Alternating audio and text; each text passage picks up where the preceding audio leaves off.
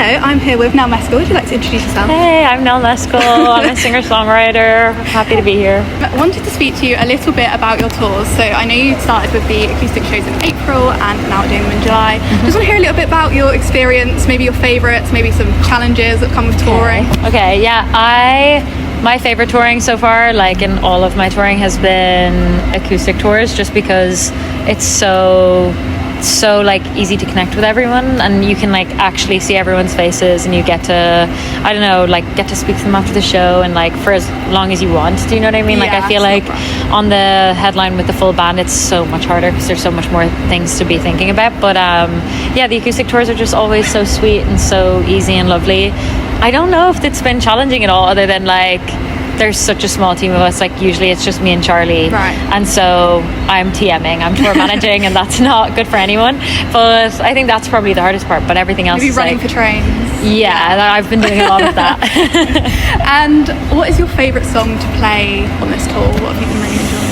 On this one, it's been nice because I feel like we've been playing some older songs that maybe unfortunately won't be on future set lists, like some of the older ones, which is like sad to like let them go, but I feel like they've had a beautiful live experience, and like getting to kind of bookend them on this tour has been really beautiful, and hopefully we play them again. But it's been really fun to play like stuff like Homesick and Teeth and stuff, but I'm hoping we play them at some point again, but I don't know.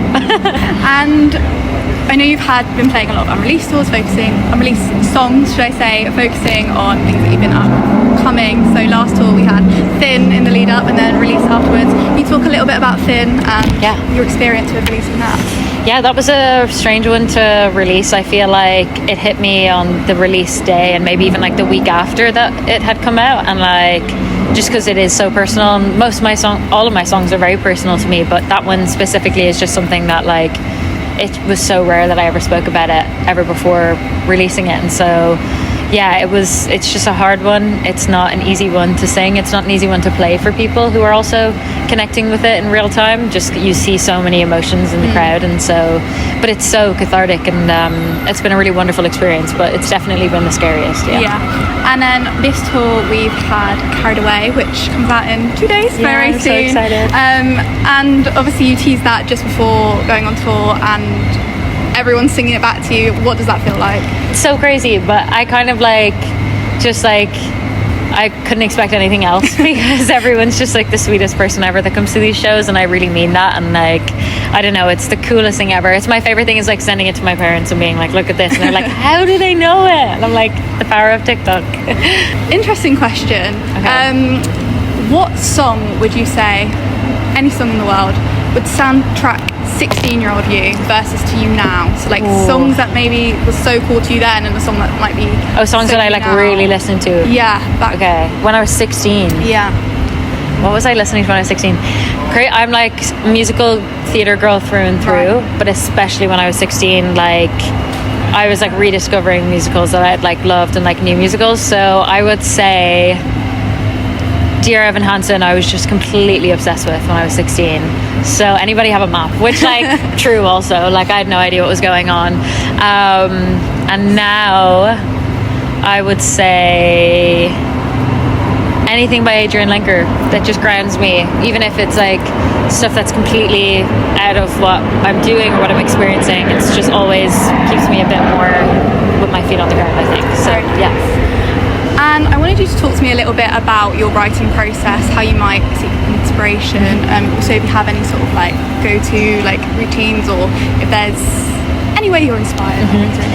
I think I'm really inspired by my friends and like what they're going through, or a lot of my friends are songwriters as well, and like I'll be inspired by their work ethic and be like, oh, they're writing songs that's like iconic, and I'm like watching TV, and then it makes me and it makes me just like, I don't know, I have so many talented friends, and it just always keeps me like, I want them to think what I'm doing is cool, and I want them to be inspired by my stuff. And so I think they're really inspiring, and just like the music I listen to, I think like every playlist that I ever share is like really what I'm living with at that time. And so but usually when I'm writing, like I tried to write the other day and like nothing came out, and I was like, you know what, just picking up the guitar means that like I'm trying. And so it's different every time. Usually it's very, very late, like 2 a.m, and I'm just like sitting there trying to play as quiet as possible, but it's usually when I get the best stuff.